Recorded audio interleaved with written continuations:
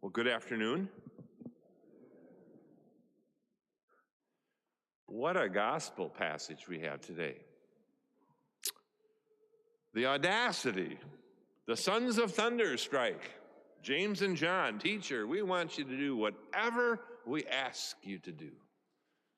And you know, it's funny, I think they knew he could do it because they had been with him for quite some time. We want you to do anything that we ask you to do. Well, Jesus wisely did not say yes, and he did not say no. So he asked them the question to test them, to see what's going on here. What are they after? Teacher, we want you to, when you come in glory, that we could sit on your right and left. And Jesus said, you don't know what you're asking. You don't understand really what you're asking. Can you drink the cup that I drink? And now, the cup in the Old Testament had a twofold meaning. We have the cup of blessing that we read of in the 23rd Psalm, where the cup overflows with goodness and blessings. And then there's also in the Old Testament the cup of wrath, the sinner's cup. And this is the cup that Jesus was speaking of here. Jeremiah the prophet said, "For thus said the Lord, the God of Israel, to me, take this cup of the wine of wrath from my hand and have all the nations to whom I will send you drink it." Now, Jesus did not need that cup. He didn't have to drink that cup. He wasn't a sinner. He didn't have to be baptized because he had no sins or no original sin from which to be delivered and erased. Rather than being sanctified by those baptismal waters, he himself sanctified those baptismal waters with his presence and gave us an example to follow. He was made sin, St. Paul tells us, to be made sin for us who were sinful. He was cursed. Cursed is any man who hangs on the tree. The cross was a curse. And Jesus deserved none of it, but yet he embraced it, and he took it upon himself for us. The cup of wrath, the sinner's cup. And then he also says, can you be baptized with the baptism with which I am baptized? Will you be immersed in suffering and trials? Well, I imagine that put a little wet blanket on their party because they were looking for something else. They were looking for greatness. They were looking for honor. In fact, the honor above all honors, to be seated with the Son of God in his glory at his right and left.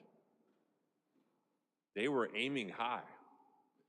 I think it's significant that Jesus didn't rebuke them for asking that, because he knew that they would follow him. He knew that in the end, they would get it, and they would become servants willing to go the distance with him and lay down their lives for him.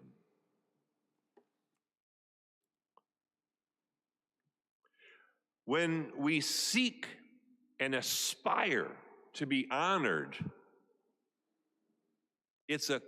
would be a counterfeit honor for whatever we would receive, because there wouldn't be the substance that is honorable within us.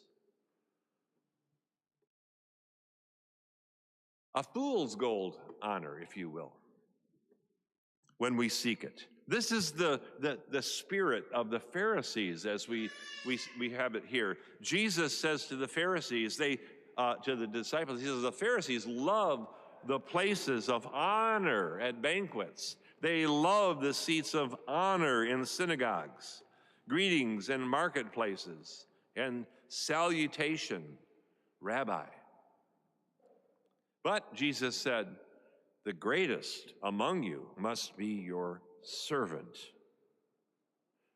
They gave an announcement of their giving, their tithes. They announced themselves with the trumpets, and they were looking for attention. They were looking for glory. They were looking for honor, manufactured honor.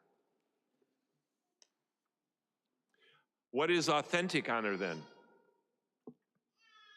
We could say it in a number of different ways, but I've compiled just a little statement here of what we can hold on to as honor, true, genuine honor. The state of being morally upright, honest, noble, virtuous, and magnanimous. Excellence of character, reputation, and dignity. And as disciples of Jesus, we are called to aspire to that kind of honor. But it's something that we develop, we grow into, and it becomes our character. And it begins with our baptism. The baptism of each believer is an honor above every other honor that could possibly be given in this world. Father Chaz loves to say this at almost every baptism I've heard him perform. You, my child, have been given an honor that transcends every other honor that could be given in this world. It's bigger than an Oscar. It's bigger than a World Series trophy.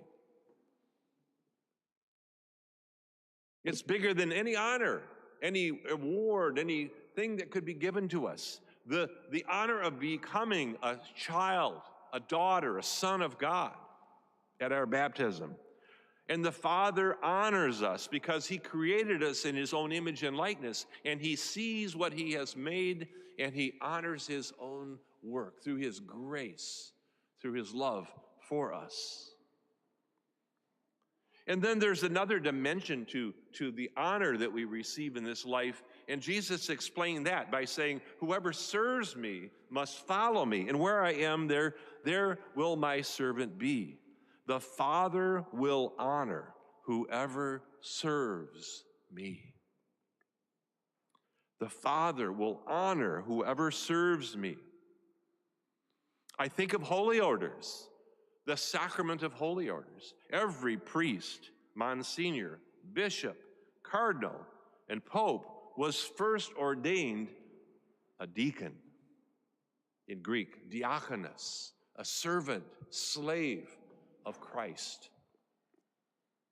That's an indelible mark that carries all the way through and stays with us forever. But in the old days, it used to be said that, well, this holiness and this full consecration and this service to God that's for the priests and the nuns, the religious and all that. But we're just the ordinary people, right? We come to church and we go home, but they're the holy ones. Well, that was all adjusted at Vatican II, and that was one of the earmarks, the unique earmarks of the Second Vatican Council. It's called the universal call to holiness, Lumen Gentium. The church solemnly proclaimed for the first time that all Christians are called to be saints. Lumen Gentium, I'll quote here, all the faithful of Christ, whatever rank or status, are called to the fullness of the Christian life and to the perfection of charity. Does that include your name? Yes, it does. All. Now that's one way of looking at honor, but there's another way we can look at honor with respect to our pilgrimage through this life. And we've seen it as a noun, but honor is also a verb. And when we honor another one, we recognize one's value, the great worth or the accomplishments they've made. a veneration of saints, the worship of God. We honor God, glory, honor, power, forever and ever. The Mass itself is a service, a laying down, a serving of God in offering up this worship from our hearts to his honor and glory. The marriage. In the letter to the Ephesians, Paul talks about how husbands and wives should honor one another. They lay down their lives. Husbands, like Christ loved to the death for spouse. A woman in love, a wife to her husband, submitting everything in her life, laying down her life to her husband, because she knows that if this man will die for me, he's worth giving everything that I have to him. That's the essence of marriage.